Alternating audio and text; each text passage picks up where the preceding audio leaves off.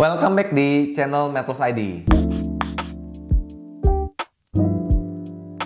Halo brosis, rekan sejawat dan calon dokter.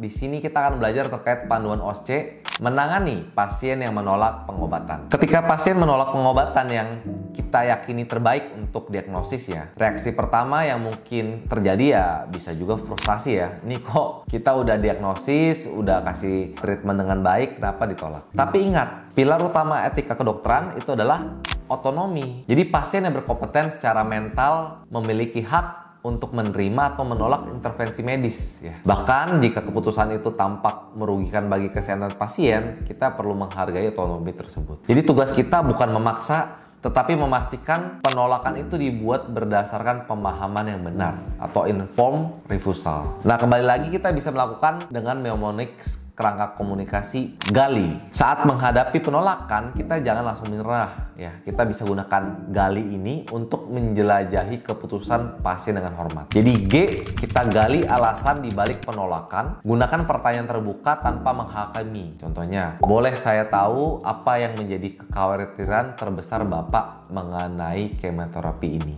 Atau apa yang membuat ibu ragu untuk memulai pengobatan ini? Seringkali alasannya adalah takut efek samping, biaya, atau misinformasi. Lalu kita lanjut ke A, akui dan validasi kekhawatiran. Jadi kita tunjukkan empatinya kita. Contohnya, saya paham mendengar kata kemoterapi itu menakutkan Pak. Jadi wajar kalau misalnya ibu cemas. Nah, contoh misalnya kayak gitu. Nah, L, kita bisa luruskan informasi dan jelaskan konsekuensinya. Jadi kita luruskan. Jika ada miskonsepsi pada pasien, kita bisa luruskan dengan sabar. Jelaskan kembali dengan bahasa sederhana apa resiko jika penyakitnya tidak diobati. Contohnya, Bu, kalau misalnya diabetesnya kita tidak kontrol dalam jangka panjang, itu bisa mempengaruhi ginjal Bu, bahkan sampai mata. Jadi bisa membuat kebutaan juga. Nah, I, kita informasikan alternatif dan dokumentasikan. Nah, kita bisa tawarkan opsi pengobatan lain jika ada ya. Apapun keputusan akhir pasien, kita perlu dokumentasi dengan sangat detail di rekam medis. Kita catat bahwa pasien kompeten dan telah dijelaskan resiko, manfaat, alternatif, dan memahami penjelasan serta tetap menolak. Kalau misalnya udah menolak ya mau gimana lagi. Yang penting kita sudah coba dengan metode gali tadi.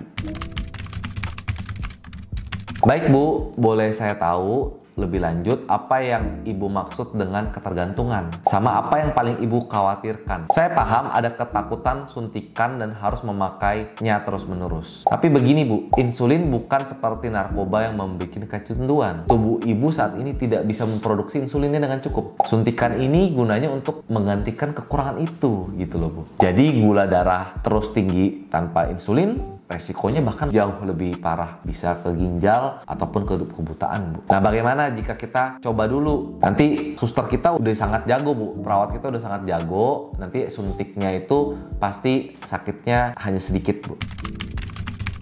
Tentu Bu, ini keputusan besar, kita bisa diskusikan lagi di pertemuan berikutnya jika memang Ibu tidak bersedia saat ini untuk suntik insulin. Tapi coba Bu ya dipertimbangkan lagi untuk kebaikan, ditakutkan nanti ada komplikasi dari diabetes nanti. Nah, jadi 3 kunci menghadapi penolakan pengobatan. Pertama, kita memang harus menghormati otonomi pasien. Jadi hak pasien adalah final selama ia kompeten ya. Nah, selanjutnya kita gali. Jangan memaksa, kita cari tahu mengapa dibalik penolakan pasien tersebut. Selanjutnya kita dokumentasi, itu merupakan kunci. Jadi kita perlu tulis lengkap di rekam medis. Dengan kita tulis di rekam medis itu kita akan melindungi diri kita dan pasien jika terjadi ada tuntut ya. Karena kita sudah tulis kronologi secara lengkap. Oke brosis, jangan lupa like, subscribe channel Metals ID jika dirasa pembelajaran hari ini bermanfaat, dan sampai jumpa ya di video panduan OSCE berikutnya. Prepare adapter.